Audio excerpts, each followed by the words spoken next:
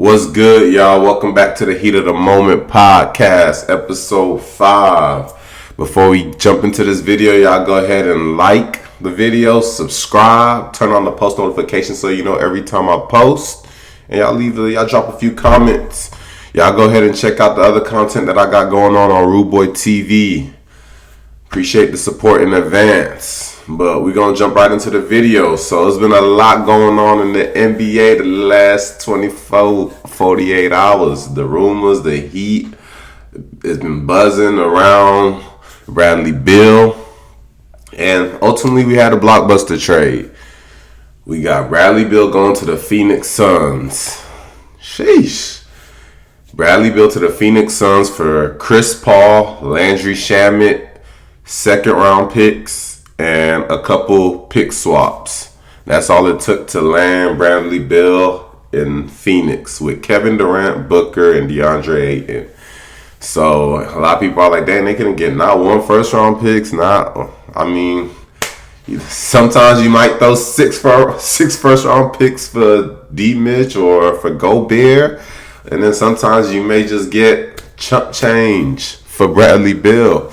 But let's break down the deal. So Bradley Beal was on a no trade clause, so ultimately he got to decide where he was going to go.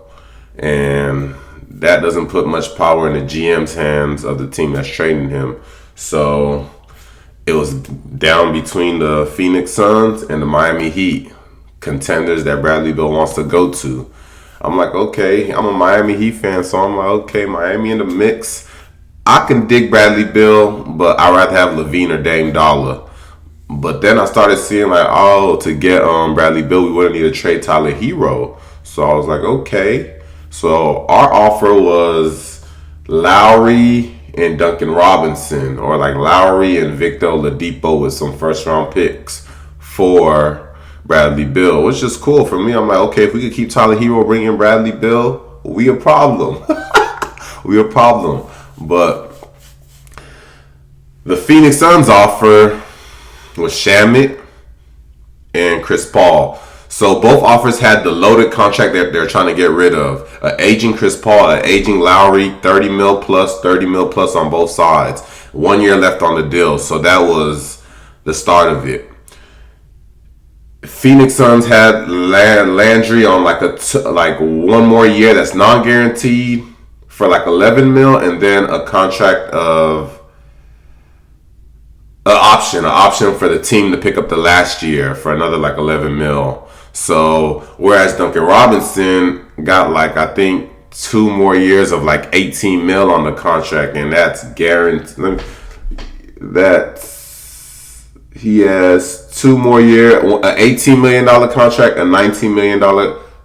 18 million next year, 19 million the year after that, and then a player option to pick up the third year for another 19. So he has about 3 more years, 18 to 19 mil a piece on each year. So I believe that ultimately came down to the trade. The Wizards are trying to get rid of Bradley Beal's contract, 250 mil contract that he signed I think an off season ago or 2 off seasons, whenever, but they're like, all right, we're trying to clear this contract. He only wants to go to these 2 teams, so we don't got much leverage to try to get what we want from both teams. I'm thinking you're going to at least try to go for Ayton for the rebuild, or Tyler Hero for the rebuild, but it's the teams ain't budging, ain't trying to budge, and they know Bradley Beal got all the power here, so it's it looks like they were just trying to clear the contract and not bring a lot back. So with Phoenix Suns, they were able to bring some pick swaps back, and they were able to bring in some second round picks. You never know. You could draft the Joker in the second round, and he may just be the franchise. So it looks like they're all right, we'll just clear the Bradley Beal from our cap, clear and not bring too much back. Chris Paul, it looks like now Chris Paul, they brought back 1 year of Chris Paul's contract, which is cool. But they're gonna try to redirect him maybe to the Los Angeles Clippers. Who knows?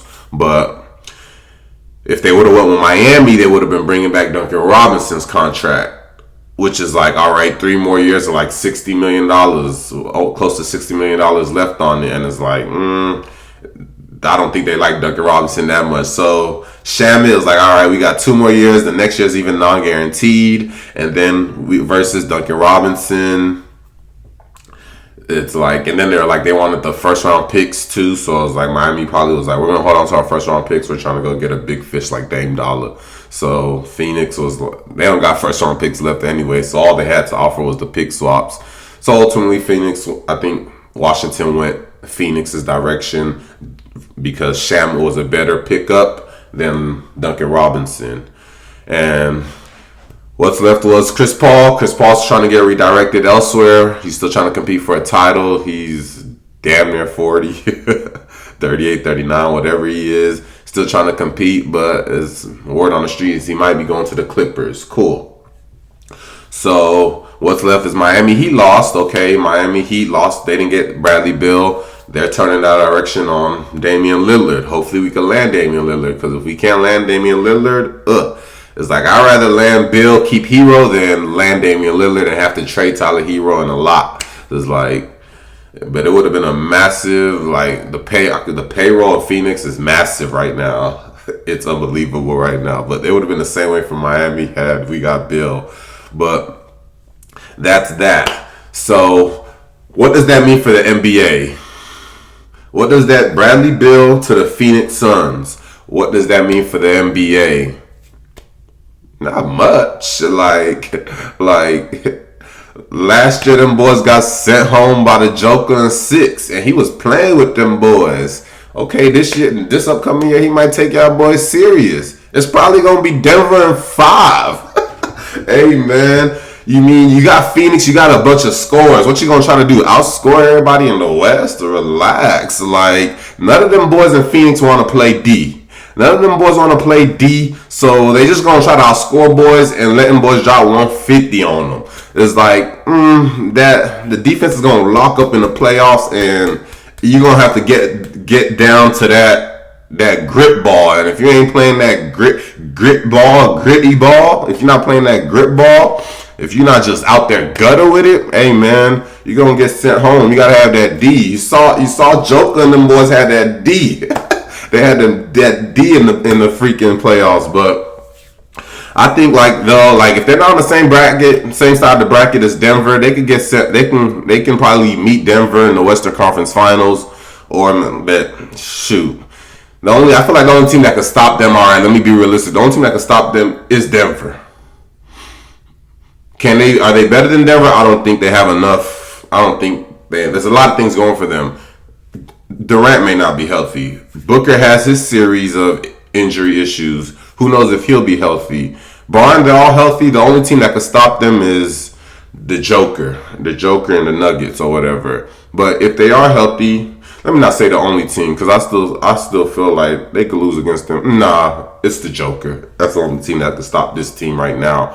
But that don't mean they just. There's a couple teams that are one piece away from being better than the Suns. Like Miami gets freaking Damian Lillard. We're better than. I think we beat the Suns in a 7-game series, but I could be wrong. But that's what it is so far. I don't think it. I think yes, you got another big 3. I guess in the West it gets kind of okay. It might just only be these 2 teams. It might just be Denver or Phoenix coming out the West. I don't think people will probably be going with Golden State as much next year. Maybe if the Clippers are healthy, I think the Clippers stand a chance against that team if they get boys like Chris Paul and retain Westbrook. But that's that. Bradley Beal to the Suns. We'll see what comes of it. I wish my Miami hopped on the opportunity, but they didn't. Oh well, there's more fish in the sea. We trying to get the big fish, the biggest fish, Dame Dollar to Miami. We just waiting for that boy to axe out. So now, what else has been going on in the NBA? We got the John Morant 25-game suspensions. What do I think of John Morant 25-game suspensions? What does that mean for the Memphis Grizzlies, who are the number 2 seed in the West this year? So 25 games. Let's start with that. The 25 games. I think they let him off the hook with the 25 games. I don't think what he did was a big deal, but also for how big of a deal the NBA is making it. I feel like, all right, you suspended him 8 games the first time, a repeated offense, he's flashing guns, didn't commit a crime, didn't do anything, just really tarnishing the brand of the NBA by doing that. So Adam Silver is saying he's gonna lay down harder, and this time it was a 25-game suspension, which is okay. He gets about 50-something games. 82 games in the season, he gets about 50-something games to play for Memphis. So that means it's Desmond Bane, it's Tyus Jones carrying the squad, Jaren Jackson Jr., if he's still there, carrying the squad almost the first quarter, the first third of the season. But I think I thought it was going to be more. I thought it was going to be close to a whole season, but I guess that's not good for the NBA. I guess that, like, people want to see Ja Morant, which Ja Morant's my guy. I want to see him on the court. So 25 games, I feel he lucked out. And what does this mean for Memphis? Does Memphis still hoop next year? Are they a 2 seed? Because they win games, a lot of games. Ja Morant's been injured in the past. They win a lot of games with Ja Morant out. So they're still a good team, still greedy, still grit, still play D. It's like it'll force Desmond Bane to step up into that number one option and really take over as the number one option of the team for the foreseeable future and later down the road. Like, if they want to move on from Ja, do they feel comfortable if Desmond Bane takes that next step to stardom? Like, I think he averaged like 24, 25 points a game this season. Like, no Ja next year, his game can elevate to 27, 28 points, who knows, 30 points per game. And if he does that step while, like, Ja Morant's kind of out and Ja Morant comes back and it's like they're playing through Ja as the number 2 option, I don't know if Ja will let that happen, but they could play with him as a number 2 option and, like, Desmond Bane leading the camp and being their closer in closing moments, being the one with the better shot than Ja. But they probably won't finish number 2 seed this year in the West. I feel like last year was like a fluke. I mean, they were good. They were running. Like, other teams in the West were beat up, and, like, I mean, teams are getting better. Phoenix Suns just did this trade, so I don't know how it goes. But I think with Ja being out, they're gonna probably hit some roadblocks, hit some stumps. They probably still make it to the playoffs next year for sure, and probably like bottom 4, maybe number 4 seed, number 5 seed, who knows, or the bottom like 4, maybe 5, 6, 7, 8. But I don't know. This whole job is tricky. It's like I think he's supposed to start his big contract this year. So it's like, this is how he's starting off. He's coming out apologizing to all the kids, the people that saw him as role models. I don't know if it's serious. Actions speak louder than words, so I'm not really taking him serious. He'll have to show us, like, this wasn't Ja the first couple years for him in the league, but all of a sudden he got that big deal, and it was like, hey, Ja Guns comes out, that reckless boy comes out, and he's wilding right now. But we're gonna see how that turns out. But so far I'm gonna be reporting all summer. I said I was gonna start this podcast towards the beginning of football season, but I felt like it was gonna be a wild summer, and it's like, I'm glad I started this sports podcast on time. And I just got to it. Not on time, but I got to it rather than later. And we already reporting some big news, and we're gonna continue to cover this off season. The NBA draft is in a couple days. Free agency is shortly after, so it's gonna be a lot to talk about. And my football content is coming soon. I'm just trying to let that get into more of preseason and bigger news coming out, and we'll start covering that more. But right now, I love talking about basketball. I enjoy basketball, and there's enough to talk about in basketball right now, so we'll still stick to that. But appreciate y'all for watching this episode 5 of the Heat of the Moment podcast. Y'all go ahead again, like, comment, subscribe, turn on the post notifications so you know every time I post. And we appreciate y'all. See y'all next time. You dig?